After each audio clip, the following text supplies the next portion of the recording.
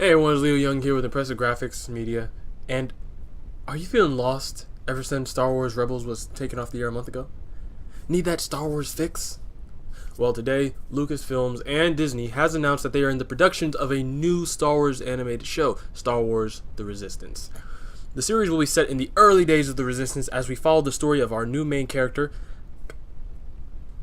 Kazuto Zona, a young pilot recruited by the Resistance and tasked with a top-secret mission to spy on the growing threat of the First Order.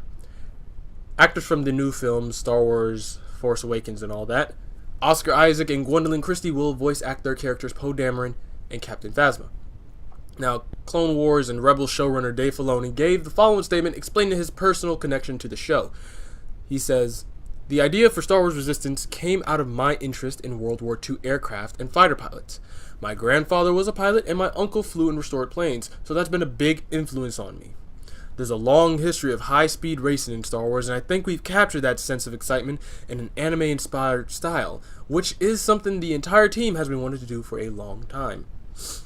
Now, right here I have a list of voice actors and those who are behind the scenes and helping the show run, but since there's a whole lot of them, I'm going to put their names in the description box below. So if you're interested in seeing who's going to be voicing stuff, go down there. I can tell you right now, someone from Legion named Scott Lawrence is going to be voicing someone. Also someone from Scrubs and DuckTales. Basically, if you're interested in the voice actors. Star Wars The Resistance will premiere this fall on Disney Channel and Disney XD all over the world. Now, onto my thoughts and opinions about this. One of the things that catches my eye is what Filoni said. He said, "I think we've captured that sense of an excitement in an anime-inspired style."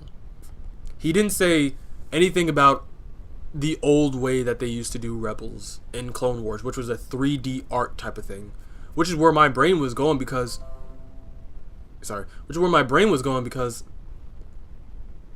3D art, or the 3D rendering, animation, all that was pretty much what Star Wars was great on.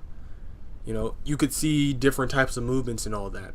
Ruby does it too. Ruby from Rooster Teeth. But Ruby has the animated style.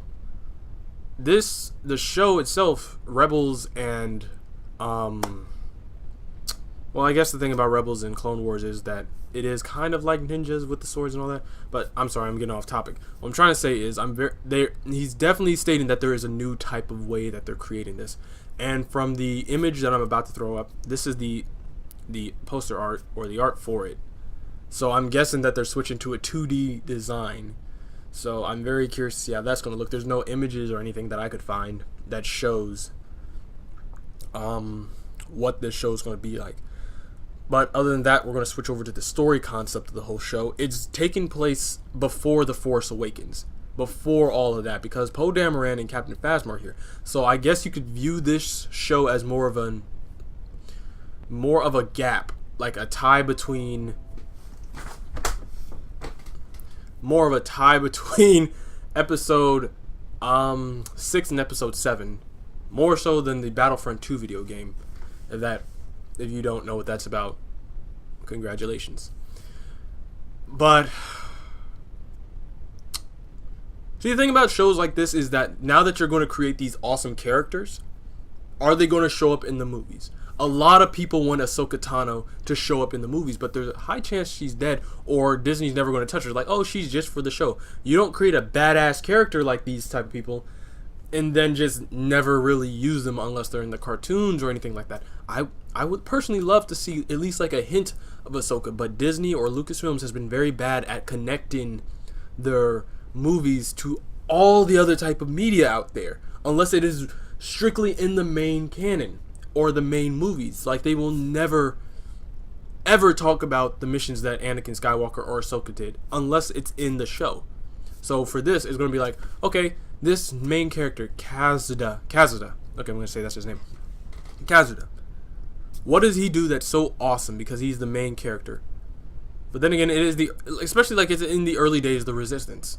Like, is he a living character? Like, they could go like, oh yeah, there was that one guy that Forrest Whitaker played and we brought him in. It's like, yeah, but you kind of killed him real quick. So is that like your way of saying we have them, but we really don't want to use them? And if so, why do you keep creating these shows? Now that being said, this is a very interesting concept, because this is a new path for Star Wars. This is going to be the first show based off of the new Star Wars trilogy. Everything else took place either with the Empire or with the original Jedi, not the original, but like the prequel Jedi and all that. This is going to have its own feel. Like, we don't specifically know how things are going to go. You know what I mean? Like in Clone Wars, we all knew Order 66 was going to come. We all knew that Ahsoka was either going to be dead or quit, because we never saw her in any of the other movies. And then in Star Wars Rebels, we all knew where it was leading. We knew that it was going to lead to Rogue One. We knew that it was going to lead to A New Hope. We knew that where all these things were leading. We don't really know where Resistance is going to head, because we've only been 2 movies in, and one of the movies pretty much said that the first movie's interest is useless. Rey's parents, not important. Snoke's origin, not important. What if this is the show that's pretty much like, it's still got a dark tone to it, but what if this is the show that goes like, this is Snoke's origin, this is Phasma's origin, this is why she always has to wear a helmet. She kind of looks like Vader. Half of her face is like, it's still good, but the rest of her is like Vader.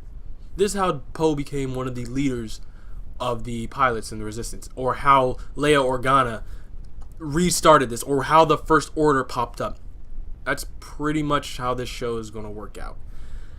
But I have nothing else to say about it, though. It's like, I don't know voice actors by their names. Maybe some of you will. I don't know any of these people, the people who are behind the scenes helping create the show. I'm just excited, or not excited, but curious to see what direction this show goes, and if they're going to use Force users. Because at this point, yeah, now I think about it, no, I was going to say, yeah, this is awesome, because now when you think about it, that would mean there are Force users out there. No, this could also follow the Knights of Ren. If you don't know, Kylo Ren is not the only Ren. He is in a group of people called the Knights of Ren. But for some reason, the movies don't show them. This awesome team of Force killing Jedi killing Force users. They don't show the Knights of Ren. They just show Kylo. So this show could actually explain a whole lot of the in-between sections of the last Star Wars movie, which was not the last, but like Star Wars Episode 6 and between 7. Because the thing about 7 and 8 take place like 5 minutes apart from each other. So it's definitely that giant ass 20-year gap. But they're most likely going to take up the last like 8 years. Depends.